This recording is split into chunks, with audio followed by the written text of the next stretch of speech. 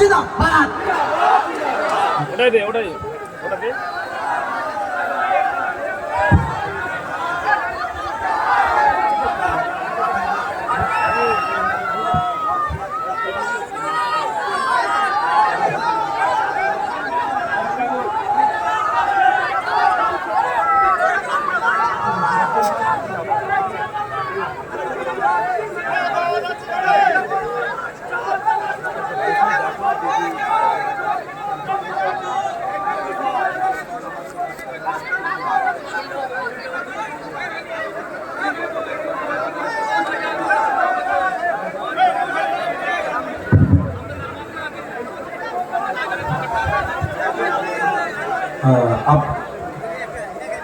Light কম থাকার জন্য সবাইকে আমি দেখতে পাচ্ছি না, সবাইয়ের মুখ, কিন্তু আপনারা আমার মুখ দেখতে পাচ্ছেন তো নাকি? কথা বলেই চলবে।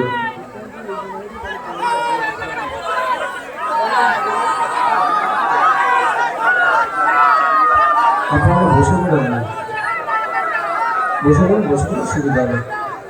আচ্ছা, ওখানে যারা আছেন ওখানে বসতে হবে।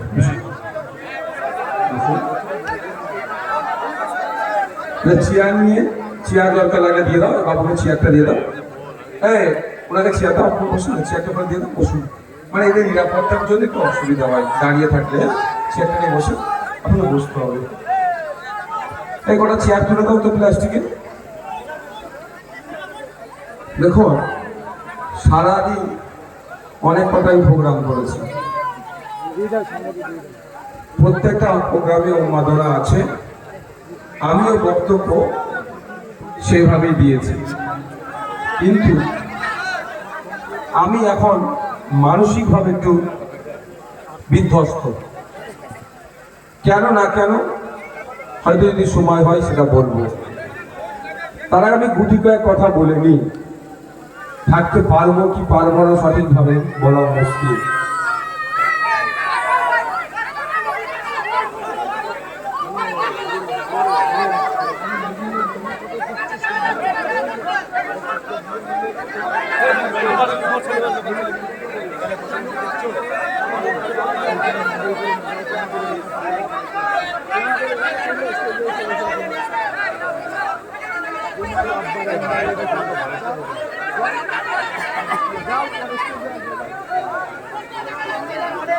আপনারা আজকে উপস্থিত হয়েছে আগামী 5 বছরের জন্য বাদুড়িয়ার মানুষের অভিভাবক কে হবে সেটা ডিসাইড করার জন্য, বা তার সমর্থনে নির্বাচনী সভাতে উপস্থিত হয়েছে। আমার পূর্বেকার বক্তারা, আমাদের প্রার্থী কুতুবউদ্দিন ফাতেহি সাহেব বক্তব্য দিয়েছেন, মামুন ভাই বক্তব্য দিয়েছেন, সিপিআইএম এর নেতৃত্বরা যেমন প্রাক্তন বিধায়ক আপনার নাম মোহাম্মদ সেলিম, রাজ্য সম্পাদক মোহাম্মদ সেলিম সাহেব, প্রাক্তন বিধায়ক মোহাম্মদ সেলিম সাহেব দিয়েছেন, এবং সিপিআইএম এর বাদুড়িয়া নেতৃত্ব অনিমেষ মুখার্জি বাবু আমাদের দিয়েছেন, আরো যে সমস্ত নেতৃত্বরা, গোলাম মন্ডল সাহেবরা সহ আরো নেতৃত্বরা বক্তব্য দিয়েছেন, আপনারা শুনেছেন।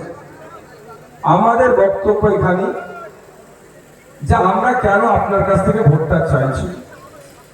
আপনারাই বলুন, আপনাদের জেলায়, আপনাদের বাদুড়িয়ায় এক স্বাধীনতা সংগ্রামী শুয়ে আছে, হাফেজ বিন নিসার আলী, যিনি ইতিহাসে তিতুমির নামে খ্যাত।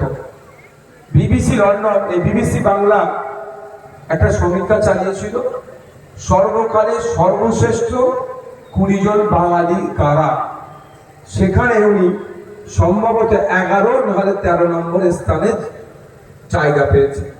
তবে শুধুমাত্র উনি হাফেজ বা স্বাধীনতা সংগ্রামীতে সীমাবদ্ধ নয়, আনুষঙ্গিক কাজে তিনি এতটাই তার কন্ট্রিবিউশন ছিল ফর সোসাইটি, তিনি 11 বা 13 নম্বরে স্থান পেয়েছে।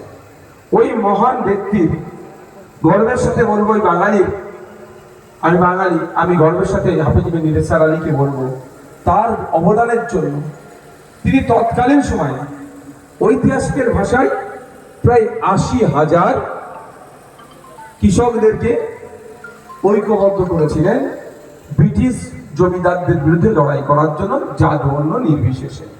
আজকে ইন্টারনেট আছে, সোশ্যাল মিডিয়া আছে, আমরা একটা পোস্ট করে দিলাম, আগামীকাল কোথায় প্রোগ্রাম হচ্ছে, হাজার হাজার শেয়ার হচ্ছে, কমেন্টস হচ্ছে, বা আমাদের চ্যানেলে সেই পোস্টারটা ছড়িয়ে দেওয়া হচ্ছে, অথবা মাইকিং করা হচ্ছে অমুক তারিখে মোহাম্মদ সেলিম সাহেব, মীনাক্ষী মুখার্জি, শামসুল আলী মল্লিক, নওশাদ সিদ্দিকী, বিশ্বজিৎ মাইতি, বা আমাদের নেতৃত্বরা অনিমেষ মুখার্জি বাবু, বা আমাদের এখানকার প্রাক্তন বিধায়ক অমুক জায়গায় প্রোগ্রাম করবে। এখন এটা আপনারা সহজেই জানতে পেরে যাচ্ছেন, সেই সময় কিন্তু এত ফ্যাসিলিটি ছিল না। তারপরেও তিনি প্রায় 80,000, বসে পড়ো তোমরা বসে পড়ো, নাহলে তুলে দেবে। हाँ बैठ जाओ नहीं तो उठा देगा सब जो उन लोगों का अगर बैठेगा तो कोई दिक्कत नहीं है, বসে দাও নাহলে সরিয়ে দেবে ভাই, কারণ এখানে নিরাপত্তার দায়িত্বে আছে, কিছু হলে আগে এনাদেরকে ধরবে।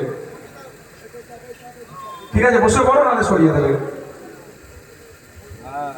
তো সেই সময় তিনি একত্রিত করেছিলেন। তো দুর্ভাগ্য আমাদের ইতিহাসের পাতায় ক্রমশ তাকে ছোট করে দেখানো হয়েছে, ধর্মীয় লিডার হিসেবে তাকে দেখানো হয়েছে। এই ছোট করতে করতে কলকাতায় মেট্রো একটা লাইন হচ্ছিল, সেখানে প্রস্তাব দিয়েছিল যে হাফেজ মির নিসার আলী তথা তিতুমিরের নামে একটা মেট্রো স্টেশন হোক। কিন্তু আমাদের পশ্চিমবাংলা সরকার, মমতা ব্যানার্জি মুসলিম দরদি হয়েও ওই নামটাকে তিনি আর ওখানে পছন্দ করলেন না। কিন্তু উল্টো দিকে দেখেছি আমরা বিভিন্ন স্টেশনের নামকে মমতা ব্যানার্জি পরিবর্তন করে বিভিন্ন মনীষীদের নামে তিনি রেখেছেন। এটা ওয়েল অ্যান্ড গুড, এর বিরুদ্ধে আমি নয়। কিন্তু আমরা এক্ষেত্রে একটা ব্যতিক্রম দেখলাম যে হাফেজ মির নিসার আলী তথা তিতুমিরের নামকে মুছে দিয়ে তিনি সিটি সেন্টার 2 করে দিলেন। তো এই যে বৈষম্য, এটা ছোটখাটো বিষয় নয়, এটা আজকে বীজ বপন হয়েছে, এর ফলটা আগামী 50 বছর পরে ভুগতে হবে। আজকে যদি তিতুমিরের নামে স্টেশনটা থাকতো, আজকাল ছেলেরা অনেক আপডেটেড, তিতুমির স্টেশন কেন হলো, গুগলে সার্চ করতো তিতুমির লিখে বা স্টেশন লিখে, তিতুমিরের বায়োগ্রাফি আসতো। কে তিতুমির? যিনি ধর্মে মুসলমান ছিলেন, হাফেজ ছিলেন, কিন্তু দেশের নাগরিকের জন্য, দেশের জন্য তিনি কুরবানি দিয়েছিলেন, শহীদ হয়েছিলেন। আজকে এই চারটি বাহিনীরা, আরএসএসরা যেভাবে মুসলমানদেরকে বাজে ভাষায় কথা বলে, স্বাধীনতা সংগ্রামে নাকি অবদান নাই, এর জবাব কিন্তু পরের প্রজন্ম ইন্টারনেট খুলে দিতে পারতো, সেটা যদি জানতো। কিন্তু দেখুন সেটাই রাস্তা বন্ধ করে দিচ্ছে মমতা ব্যানার্জি। আরএসএস এর দেখানো পথে মমতা ব্যানার্জি চলছে। সেই ভূমি থেকে দাঁড়িয়ে আপনাদের বলবো, আমাদেরকে আমাদের জনপ্রতিনিধি তৈরি করতে হবে। আমাদের জনপ্রতিনিধি মানে এই নয় নওশাদ সিদ্দিকীর মাথায় টুমকি মুখে দাঁড়িয়ে মুসলমান জনপ্রতিনিধি তৈরি করে, কিচ্ছু হবে না। ফিরাদ হাকিমও মুসলমান, সিদ্দিকুল্লাহ চৌধুরীও মুসলমান, ওই রকম দিয়ে কিচ্ছু লাভ হবে না।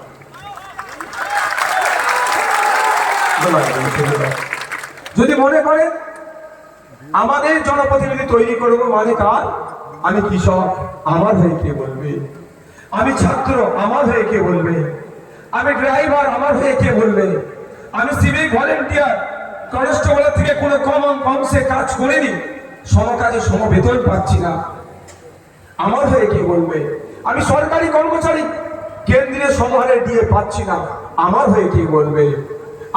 আমার মা, সে রাত 8টার পরে নাকি কাজে যেতে পারবে না, এই নিদান দেওয়া বন্ধ হবে। যে এবং যে বলবে তার বিরুদ্ধে কথা বলবে।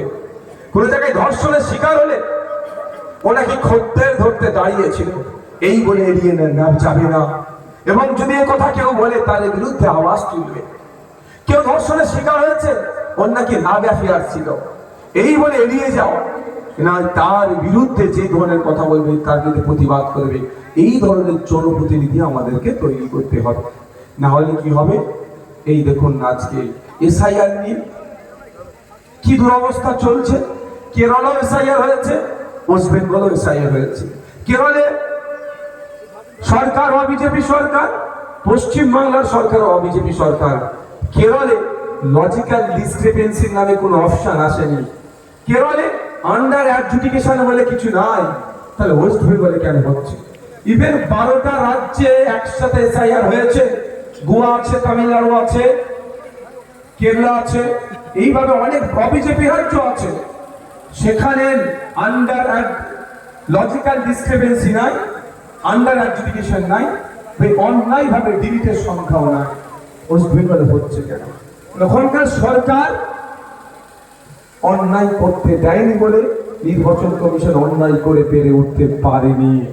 আমাদের পশ্চিমবাংলা সরকার অন্যায় করার জন্য প্ল্যাটফর্ম দিচ্ছে, বিজেপি নির্বাচন কমিশনকে কাজে লাগিয়ে আমাদের সাথে অন্যায় করছে। আমরা ভালো করে জানি আমাদের হিন্দু সমাজের যারা আছেন মায়েরা, ধরুন না কাকলি ঘোষ দস্তিদার, জাস্ট উদাহরণ দিচ্ছি, বারাসাতের এমপি ঘোষ, তার টাইটেল ছিল দস্তিদার, তিনি তার স্বামীর টাইটেলটা অ্যাড করেছেন। তো এই ধরনের আমার হিন্দু সমাজের মায়েরা স্বামীর টাইটেলও যুক্ত করেন। ওই যুক্ত করার জন্য তাকে আন্ডার লজিক্যাল ডিসক্রিপেন্সির নামে ফেলে দিল। আমার মুসলিম সমাজের মায়েরা হালিমা খাতুন, বিয়ের পরে হালিমা বেগম বা হালিমা বিবি হয়ে যায়। খাতুন থেকে বিবি হয়েছে, খাতুন থেকে বেগম হয়েছে, তাকে লজিক্যাল ডিসক্রিপেন্সির নামে ঢুকিয়ে দিয়ে পরে তাকে কি করছে, আন্ডার অ্যাডজুডিকেশন, তারপরে ডিলিট করে দিচ্ছে। আর এখানে আতঙ্কিত আমরা হয়ে যাচ্ছে। কিন্তু এটা হলো কেন? লজিক্যাল ডিসক্রিপেন্সি আসতো না, এটা কে নিয়ে এসেছে আগে ভাবতে হবে। এটা মমতা ব্যানার্জির জন্য এনেছে। মমতা ব্যানার্জি প্ল্যাটফর্ম দিয়েছে পারফর্ম করার জন্য। মমতা ব্যানার্জি জায়গা করে দিয়েছে আমাদেরকে হয়রানি করার জন্য। তাই হয়রানি করার সাহস দেখাতে পারছে পশ্চিমবাংলার চিফ ইলেকশন অফিসার, যিনি সিও আছে ওয়েস্ট বেঙ্গল পার্টির নির্বাচন কমিশন। অন্য রাজ্যে এটা হয়নি। মমতা ব্যানার্জি কি এই বক্তব্য শুনতে কি কারো খারাপ লাগছে? তখন ভোট যাকে দেবেন না দেবেন, যা সিনিয়র বক্তারা বুঝিয়ে দিয়েছে, আর আমাকে বলতে লাগবে কি তখন কোনখানে দেবেন, কেন দেবেন, সব বলে দিয়েছে। আমাদেরকে একটু শত্রু চিনতে হবে ভাই, শত্রু চিনতে হবে। আমি প্রচন্ড বুকে ব্যথা নিয়ে এখন বক্তব্য দিচ্ছি ভাই। বক্তব্য দিতে গেলে উল্টো পাল্টা বলে ফেলতাম, ওই জন্য গিয়ে আগে উঁচু করে নামাজটা করে মাথা ঠান্ডা করলাম একটু। আমার প্রচন্ড এখন মাথাটা গরম আছে, বুঝতে পারছেন?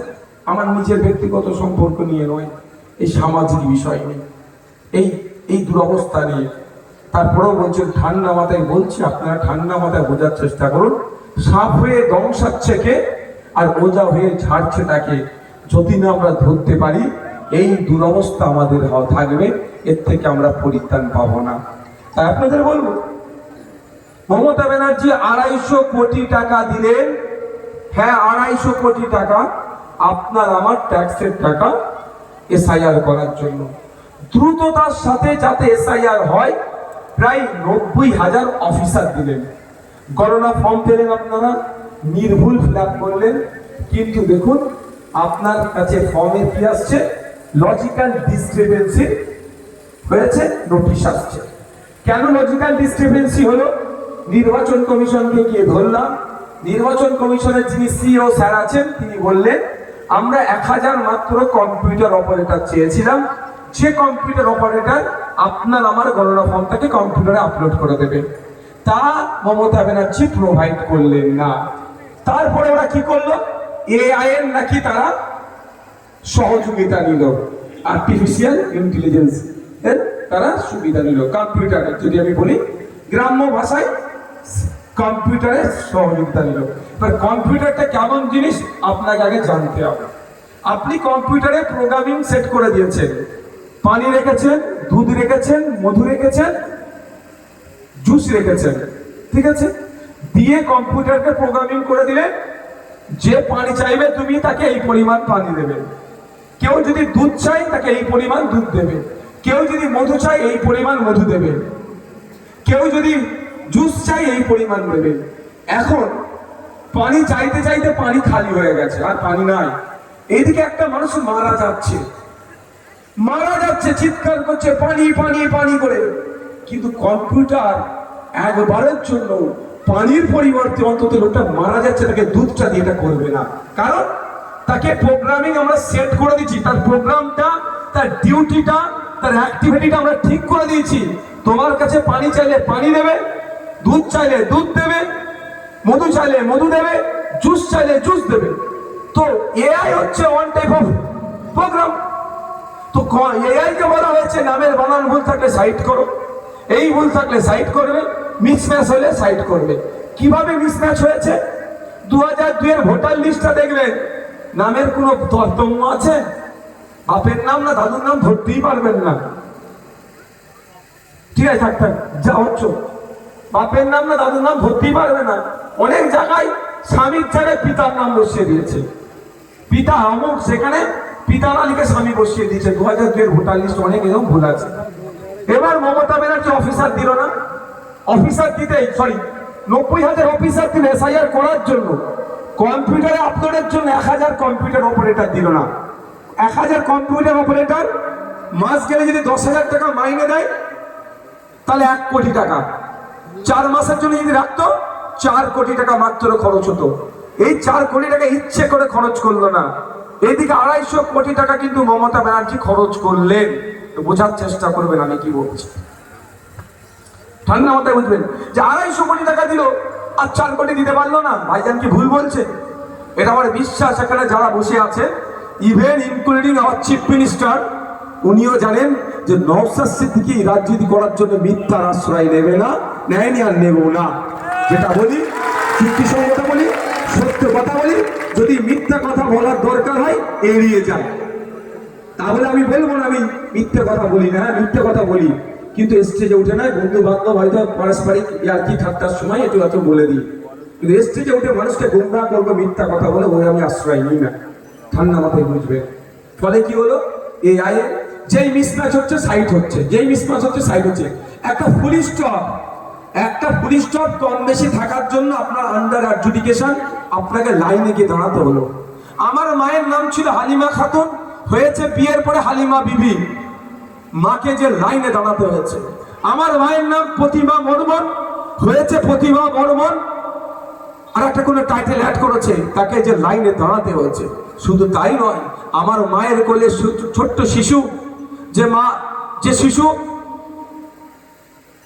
ওই শিশুকে ফিট করানোর জন্য কোনো ব্যবস্থাও রাখেনি, কোনো ব্যবস্থা রাখেনি। ওই শিশুটি, ছোট্ট শিশুটি, তাকে ফিট করাতে হবে, সময়ের সাথে সাথে সে খিদেতে কান্নাকাটি করবে, তাকে ফিট করাবে, কোনো ব্যবস্থা রাখেনি। তারপরও মা স্বচ্ছ ভোটার লিস্ট তৈরি হোক, দেশ আগে যাবে, দেশের ভোটার লিস্ট, রাজ্যের ভোটার লিস্ট স্বচ্ছ হোক, এটা মাথায় রেখে দায়িত্বশীল নাগরিক হিসাবে তারপরও মা লাইনে দাঁড়ালো। কি দেখলাম তারপরে? আন্ডার অ্যাডজুডিকেশন এসে গেল, আর এখন দেখছি অনেকের নাম ডিলিট হয়ে গেল। এবার বলুন, যদি মমতা ব্যানার্জি কম্পিউটার অপারেটর দিতেন, মানুষ যদি ওটা আপলোড করতো, এটা তো ভালো করেই জানতো যে হালিমা খাতুন আর হালিমা বিবি আলাদা নয়, হালিমা খাতুন আর হালিমা বেগম আলাদা নয়, একই ব্যক্তি, সুতরাং এটা ম্যাচ হয়ে গেছে। তাকে আন্ডার অ্যাডজুডিকেশনে আসতো, এই লজিক্যাল ডিসক্রিপেন্সিতে আসতো। আন্ডার অ্যাডজুডিকেশন অনেক শেষের পার্ট, প্রথম তো লজিক্যাল ডিসক্রিপেন্সিতে আসলো, তাহলে এটা হতো কি? হতো না। দ্বিতীয় হচ্ছে, এই ধরুন না প্রমীলা ব্যানার্জি, নিজের টাইটেল মুখার্জির সাথে বিয়ে হয়েছে, তো প্রমীলা ব্যানার্জি মুখার্জি দেখার পরে কম্পিউটার কি বলছে? মিসম্যাচ হয়েছে, সাইড করো ওকে, এর নামে নোটিশ ইস্যু করো। আর যদি আমাদের এখানে মানুষ, আমরা যদি এটা কম্পিউটারে আপলোড করতাম, কম্পিউটার অপারেটর দিয়ে আমরা ভালো করেই জানি যে প্রমীলা ব্যানার্জি, যিনি এখন ব্যানার্জি চ্যাটার্জি হয়েছে, মানে তার স্বামীর টাইটেলটা অ্যাড করেছে, তাই না? তাহলে কি আমরা লজিক্যাল ডিসক্রিপেন্সির আন্ডারে পড়তাম না? আমাদের নোটিশ আসতো না? এই আন্ডার অ্যাডজুডিকেশন হতো না? ডিলিট হতো? এন্টায়ার সিস্টেমটা কি মমতা ব্যানার্জি ইচ্ছে করে দায়িত্ব নিয়ে ভোটের বৈতরণী পার করার জন্যই আপনাকে আমাকে এইভাবে দাঁড় করিয়ে রাখছে, বিজেপির সহযোগিতা নিয়ে। শুধু তাই নয়, আপনাদের জানিয়ে দিই, ওটাকে প্রোগ্রামিং করা আছে, রফিক বানান ইংলিশে কে লেখে? RAFIK, কেউ ROFI কে এরকম লিখে, তো ওই কম্পিউটার রফিক বানানটাকে দুটো মিসম্যাচ হচ্ছে, সাইড করেন নামে নোটিশ দাও। কিন্তু আমাদের যদি কোনো মানুষ যদি এটাকে আপলোড করতো RAFI কে ROFI কে রফিক দুজন আলাদা নয়, একজনই, তাহলে আপলোড হয়ে যেত। তাহলে আর লজিক্যাল ডিসক্রিপেন্সি আসতো না, নোটিশও আসতো না, বা আন্ডার অ্যাডজুডিকেশনের মধ্যে আসতেন না, ডিলিটও হতো না। তাহলে গোড়ায় গলতটা ধরতে হবে। সব পাখি মাছ খাচ্ছে, মাছ রাঙা, শুধু দোষ দিতে হবে না। আজকে আমাদেরকে দেখানো হচ্ছে বিজেপি আমাদের শত্রু, এটা কোনো মিথ্যা কথা নয়। বিজেপি আমাদের ঘোষিত শত্রু, আর বিজেপির বিরুদ্ধে আমাদের জান্তক কান কবুলের লড়াই চলবে। 1 ইঞ্চি বাংলার মাটিতে বিজেপিকে আমরা জায়গা দেব না। কিন্তু আমার প্রশ্ন থেকে যাচ্ছে, এই বাংলাতে বিজেপিকে যে চাষ করলো তাকে আপনি চিনতে এখনো কেন পারছেন না? 1998 সালের আগে কমরেডরা আছে, বর্ষিয়ান মানুষেরা আছে। আমি যদি ভুল বলি আমার ভুলটাকে শুধরে দেবেন, কারণ আমি এটুকু জানি, এডুকেশন হ্যাজ নো এন্ড, শিক্ষার শেষ নাই। আমি ছোট থেকে বড় সবার থেকে যেগুলো পজিটিভ হয় সেগুলো আমি গ্রহণ করি এবং তাদেরকে রেকগনাইজ করি। 1998 সালের আগে পশ্চিম বাংলায় বিজেপি তার অনেকবার চাষ করার চেষ্টা করেছিল, কিন্তু সেই সময়ে তৎকালীন মুখ্যমন্ত্রী শ্রদ্ধেয় সম্মানীয় সম্প্রীতির মূর্ত প্রতীক জ্যোতিবাবু যতবার বিজেপি বাংলায় চাষ করার চেষ্টা করেছিল, স্প্রে মেশিন দিয়ে তার চাষকে খতম করে দিয়েছিল। কিন্তু RSS বিজেপি দেখলো এরকম ভাবে চাষ করা যাবে না, বামপন্থীরা কিন্তু আমার জায়গা দেবে না। সুকৌশলে মমতা ব্যানার্জির সাথে যোগাযোগ করে মমতা ব্যানার্জির হাতে দায়িত্ব তুলে দিল।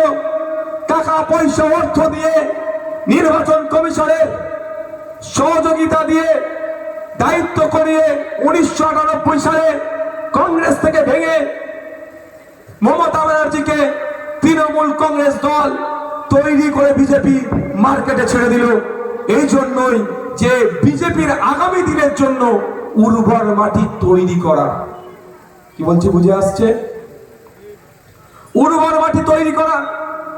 ডাইরেক্ট মানুষ বিজেপিকে ভোট দেবে না বাংলার, কি হিন্দু কি মুসলমান। আমরা রবি ঠাকুরের মাটি, এই নজরুলের মাটি, তিতুমিরের মাটি, এই মাটিতে কোন সাম্প্রদায়িক শক্তিকে মাথা চাড়া দিতে দেব না। ওরা ভালো করে জেনে গিয়েছিল, সেই জন্য মমতা ব্যানার্জিকে কংগ্রেস থেকে ভেঙে নিয়ে এসে তৃণমূল কংগ্রেস নামক দল তৈরি করে দিয়ে বিজেপির জন্য চাষ করার জায়গা করে দিল। আমি কেন বলছি, শুধু বিজেপিকে হারালে হবে না, বিজেপিকে এই তৃণমূলকে হারাতে হবে, বিজেপির সাথে সাথে হেরে যাবে। তার আমি প্রমাণ দেব যদি আপনাদের ধৈর্য থাকে। শোনার ধৈর্য আছে কি? যাদের ধৈর্য আছে তো হাত তুলুন তো। রাত হচ্ছে, কোনো অসুবিধা নেই তো? আমি এ কথায় আজকে বক্তব্য দেব, আমি অন্য কোনো বক্তব্য দেবো না। আপনারা বাকিটা বলে দিয়েছে, গোড়াই কোথায় গলো। আর আমি চিৎকার চাচামেচু আজকে করবো না। আমি বললাম মানুষটা আমি প্রচন্ড ব্যথিত আজকে, আমি চিৎকার চাচামেচু করবো, ঠান্ডা মাথায় বোঝানোর চেষ্টা করব। বিজেপি দালাল তো আমাদেরকে বলেন, বলে যান, কিন্তু এতটুকু মনে রাখবেন যে সব পাখি মাছ খায়, আর মাছ থাকার দোষ হচ্ছে। আর একটা কথা, আমরা শত্রু এখনো চিনতে পারলাম না, বন্ধু এখনো চিনতে পারলাম না। আজকে আমাদের এই দুরবস্থা। আমি বলছি না আমার কথা, কদিন আগে বিজেপির রাজ্য সভাপতি শ্রমিক বাবু বললেন তৃণমূল দলটারই জন্ম হতো না যদি লেবার রুমে বিজেপির দুটো বড় নেতাদের উপস্থিত না হতো। তাই বিজেপি তৃণমূলকে জন্ম দিল বাংলায় চাষ করার জন্য, আস্তে আস্তে তাকে নার্সিং করে বড় করে তুলল এবং বামপন্থীদের বিরুদ্ধে খেপিয়ে তোলার চেষ্টা করলো। সাচার কমিটির সুপারিশ যখন সাচার কমিটির রিপোর্ট যখন পাবলিশ হলো, তখন রিপোর্টটা নিয়ে চারিদিকে হই হই করতে লাগলো। 15 বছর এই সরকারটা হয়ে গেল, এখনো পর্যন্ত একটু খোঁজ নিয়ে দেখুন, যে কটা সুপারিশ ছিল একটাও বাস্তবায়ন করেনি। আমার বলার বক্তব্য এখানে, একটু খোঁজ নিয়ে দেখুন যে তৃণমূল কংগ্রেস যে সিম্বলটা পেয়েছে, ডে ওয়ান থেকে তাদের এটা জোড়া ফুল কি করে পেল? আমার যতটুকু রাজনৈতিক জ্ঞান আছে, আমরাও ডে ওয়ান থেকে খাম চিহ্ন পেয়েছি, কিন্তু এই খাম চিহ্নটাকে আমি যদি সব সময় সংরক্ষণ করে রাখি, আমাকে দুটোর মধ্যে একটা কাজ করতে হবে। অ্যাবভ 6% ভোট পেতে হবে, আর না হলে দুটো এমএলএ পেতে হবে। 1998 সালে তৃণমূল কংগ্রেসের জন্ম, সেই থেকে শুরু করে আজও পর্যন্ত জোড়া ফুল তারা পেল। 1998 সালে তৃণমূলের রেকর্ড বার করুন, 2001 সালে তৃণমূলের রেকর্ড বার করুন। ইভেন আপনাদের বলে যায় 2006 সালে তৃণমূলের রেকর্ড যদি দেখেন, দেখা যাবে 1 নয় 2 নয় লাগাতার নির্বাচনে তারা পার্সেন্টেজে পৌঁছাতে পারেনি, কিন্তু তারা জোড়া ফুলটাকে তাদের প্রতীক হিসাবে ব্যবহার করতে পারলো। কিভাবে পারলো? তৃতীয় একটা অপশন আছে, সর্বভারতীয় কোন দল যদি রেকমেন্ডেশন দেয় যে এই দলটাকে এই সিম্বলটা ব্যবহার করতে দেওয়া হোক, সেটা পায়। তাই তৃণমূল কংগ্রেস যে সিম্বলটা, জোড়া ফুলের সিম্বলটা আছে, এই সিম্বলটার রেকমেন্ডেশন অটল বিহারী বাজপেয়ী থেকে, সেই সময় লালকৃষ্ণ আডবাণীজি থেকে শুরু করে সেই সময় আরএসএস এর যারা ছিল, তারা আলোচনা করে বিজেপি রেকমেন্ডেশনে তৃণমূলের জোড়া ফুলের সিম্বলটা। দেখুন, আমি মিথ্যা কথা বলি না, ভুল কথা বলি না, না ভুল কথা বলি। আমার নামে প্রায় 20খানা মামলা আছে। যদি আমি ভুল কথা বলি, তাহলে আরো কত মামলা দেবে, বুঝতে পেরেছেন? দায়িত্ব নিয়ে আমি বলছি, আমি চ্যালেঞ্জ করছি। এখানে যিনি তৃণমূলের জোড়া ফুলের সিম্বলে দাঁড়িয়েছেন, তাকে প্রশ্ন করুন, এই সিম্বলটা দিদিমণি কোথা থেকে পেল? তুমি যে সিম্বলে ভোট দিতে বলছো, সেই সিম্বলটা আমাকে জাহান্নামের দরজায় পৌঁছাবে না তো? আমি জাহান্নামের দরজা বলে মানে খারাপ জায়গার কথা বলছি ভাই। যে সিম্বলে হাত দিতে বলছো, সেই সিম্বলই ঘুরিয়ে বিজেপির সিম্বল নয় তো? যে সিম্বলে হাত দিতে বলছো সম্প্রীতি বিনষ্ট সিম্বল নয় তো? তথা বিজেপির কাছ থেকে পাওয়া তুমি সিম্বল দিয়ে আমাকে ভোট কিভাবে তুমি দিতে বলছো? যেই বিজেপি মাদ্রাসা মসজিদ ঈদগাহ কবরস্থানের জায়গা কেড়ে নেওয়ার অপচেষ্টা চালাচ্ছে, বকলমের জোড়া ফুলের সিম্বলটা তো সেই পদ্ম ফুলের ভাই হিসাবে, সৌদার ভাই হিসাবে তোমরা পেয়েছো বিজেপি রেকমেন্ডেশনে। প্রশ্ন করুন, উত্তর দেবে। বুঝে আসছে, শত্রু চিনতে হবে ভাই। যদি আমরা শত্রু চিনতে পারি, এই দুরবস্থা আমাদের হবে। আজকে বলুন, এমপি কোথায়, এমএলএ কোথায়, আপনার জনপ্রতিনিধি কোথায়? আপনার ভোটার লিস্টে থেকে নাম ডিলিট হয়ে গেছে। মমতা ব্যানার্জি বলছে শুক্রবার আসছে, কে হিংসা করবে না। কি বলতে চাইছেন তিনি? মাননীয়া শুক্রবারে এসছে, একটা কদিন আগে বলেছিল একটা নির্দিষ্ট ধর্মের মানুষকে যদি আমি আটকে রেখে যদি ছেড়ে দেয় কি হবে, বুঝতে পেরেছেন? ঘুরে ফিরিয়ে সেই মুসলমানদেরকে বলির বাকড়া বানাচ্ছে, মুসলমানদেরকে সমাজ বিরোধী হিসেবে দেখানো হচ্ছে। কিন্তু আমি মাথায় তুলে তাকে নাচছি। আজকে আপনার পাশে কে আছে? আপনার পাশে কেউ নাই। আপনার পাশে আছে যারা আপনাদের নজরে বিজেপির দালাল, সেই নওশাদ সিদ্দিকী, এই বামপন্থীরা আপনার পাশে আছে। গতকালকে মামলা হয়েছে 68,938/2025, আমার মামলা নাম্বার। আমার মামলা হয়েছে গতকালকে সুপ্রিম কোর্টে। এখনো যে আশার আলো ধিক ধিক করে জ্বলছে এই নওশাদ সিদ্দিকীদের মতো মানুষের করা মামলার জন্য। আর বিকাশ স্যার, আর বিকাশ রঞ্জন ভট্টাচার্য স্যার যাদবপুরের তার ক্যাম্পেইন ছেড়ে দিয়ে তিনি মামলাতে দাঁড়াচ্ছে, অ্যাপিয়ার হচ্ছে নওশাদের মামলাকে জিতিয়ে মানুষের ভোটাধিকার বাঁচানোর জন্য। আর আপনাদের নজরেই আমরা আবার নাকি খারাপ বিজেপির দ্বারা।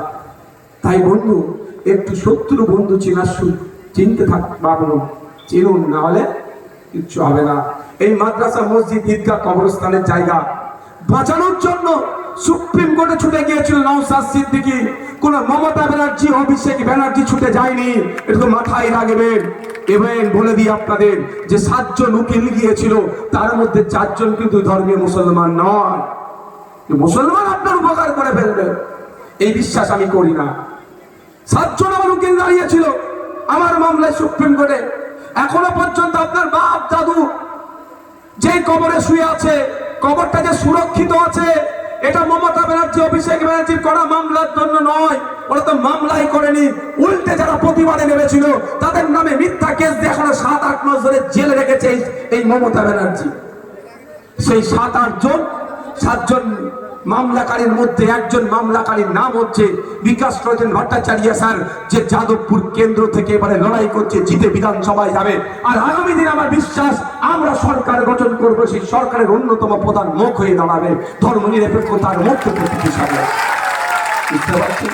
এখন আপনারা শত্রু বন্ধু চিনতে পারলেন না, কাকে কান নিয়ে চলে গেছে, কাকের দিকে তাকাচ্ছেন। নিজের কানে হাত দিয়ে দেখুন কান আছে না নাই।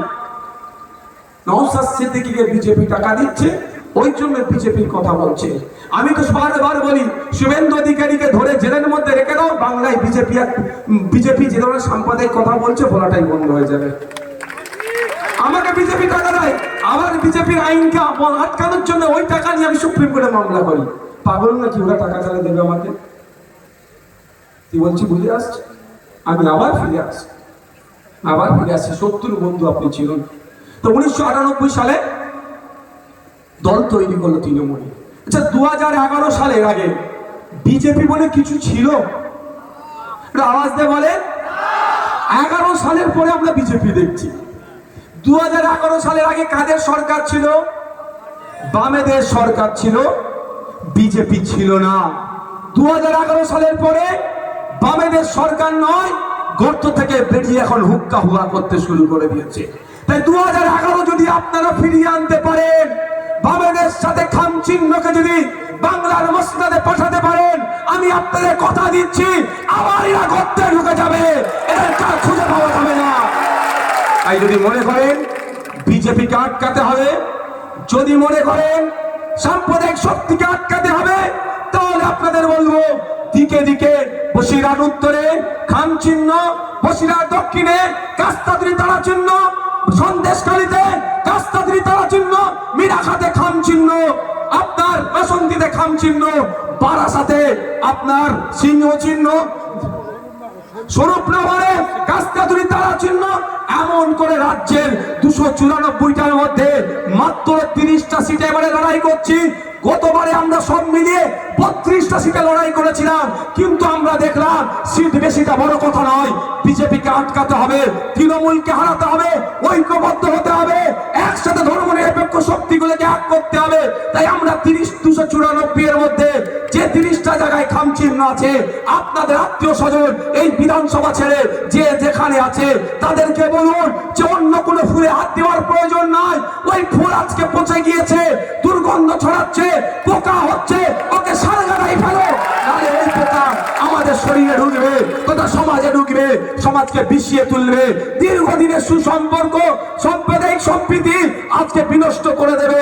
তাই আপনাদের বলছি যেখানে যেখানে খাম চিহ্ন আছে, এবং খাম চিহ্ন 30টা ছাড়া যে এবং বাকি 294 এর মধ্যে বাকি যে কোনো জায়গায় কাস্তে হাতুড়ি তারা চিহ্ন, কোন জায়গায় ধানের কাস্তে কাস্তে ধানের উপরে শীষ, কোন জায়গায় লাল পতাকার উপরে 3টা স্টার চিহ্ন, কোন জায়গায় সিংহ চিহ্ন, তো কোন জায়গায় বেলচে কোদাল চিহ্ন নিয়ে আমরা লড়াই করছি। 294টাকে আপনারা জিতিয়ে আইনসভার মধ্যে পাঠান, 2011 আগের ইতিহাস ফিরিয়ে নিয়ে আসুন।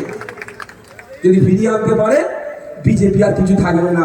আর যদি মনে করেন এই তৃণমূলকে দিয়ে বিজেপিকে আটকাবো, ওই দুর্গাপুরের মতো কাণ্ড বারবার ঘটবে। আর সংযুক্ত মোর্চার বিধায়ক না গিয়ে আলটিমেটাম দিলে হয়তো গ্রেফতারও করবে না, আবার গ্রেফতার করার পরে জামাই আদর করে আবার ছেড়ে দেবে। কি বলছি বুঝতে পারছে?